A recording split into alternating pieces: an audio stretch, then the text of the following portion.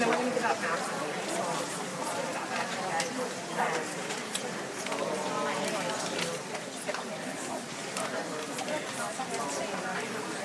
Okay, you good? Yeah. Do you need me for the camera or anything, or are you good? No. Okay, cool. Alright, I'll just run it back. I'll like look at wait there. So you want me to stay there for now and we'll get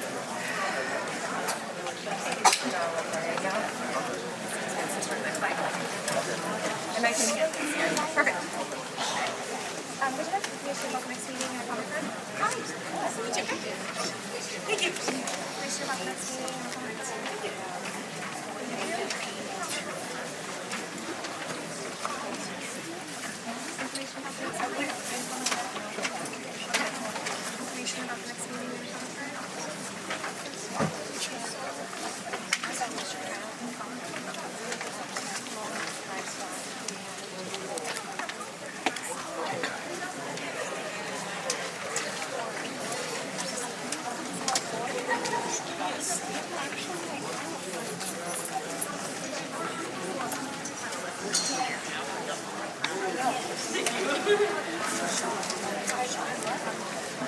Good evening, everybody. We're going to get started.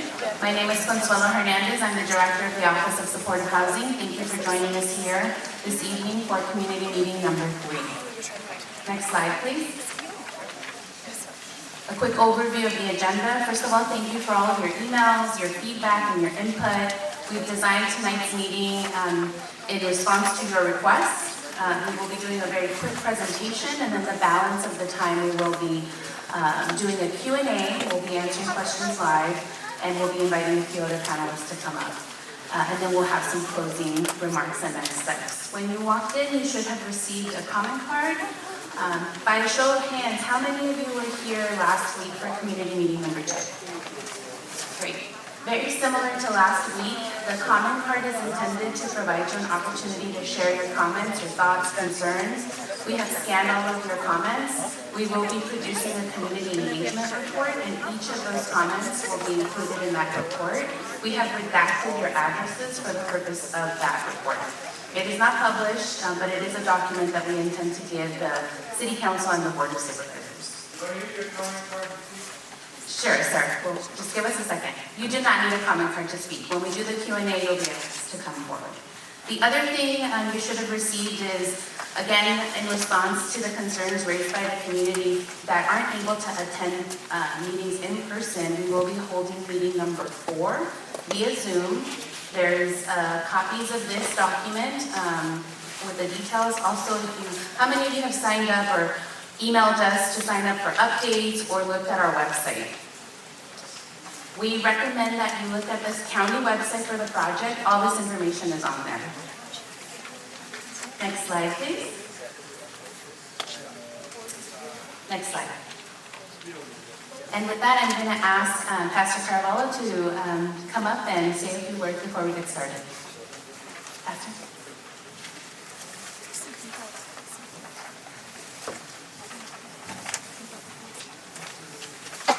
Thank you for coming. I want to thank all of you, and I just am teary-eyed just thinking about this moment in the history of our neighborhood. If you look around for a moment, friends, and you realize what America is all about. But what America is also all about is listening to understand. And then asking and having dialogue and conversation back and forth. And trying to reach a place of resolution where we all can walk away and say, truly we've done work together. My prayer, I hope it's okay for me to say this. One night last week somebody said this is a church, and at the moment it wasn't. But my life was impacted by 3 major people when I was growing up. John F. Kennedy, Martin Luther King, and Robert Kennedy. And the thing that I was so impressed with each and every one of them is they always asked for dialogue, for civil dialogue. Friends, we've been impacted by the evils, if I may, of social media. We've lost our ability to listen. And because of that, many of us have become superstitious. The great Stevie Wonder said, very superstitious. He says these words, he says, superstition, when you believe in things that you don't understand, then you suffer. I want to thank all of the city council. I want to thank the county for coming. I want to thank that tonight we're going to have some dialogue, there'll be some answers back and forth. And my prayer and my encouragement to each of you as a neighbor, I'm a neighbor, I live in this place. Can we all give each other the opportunity to share their views? Can we all not, I was laughing over here with Aubrey about how being at union meetings, if any of you are union, you know how those can get. Can we try to make it a little more civil than be a community meeting? I appreciate the passion that everybody has, but can we listen? And some of you have assumed that I'm on the no side. I'm just going to be honest with you. I have not made a decision as to where I sit. My decision is to serve each and every one of you, no matter what. My decision is to serve my city, the ones that God has placed in charge of the city, to serve with a whole heart and to love them. So I took a little bit longer than I did last time, but I want to thank you all for taking time, and I celebrate each and every one of you. Look around the room and celebrate the fact that you have neighbors that are this interested in coming together and being together. Amen? Have a good evening.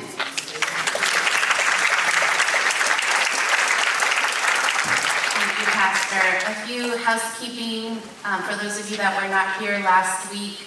The women's restroom is just down the hall, and the men's restroom is on the left.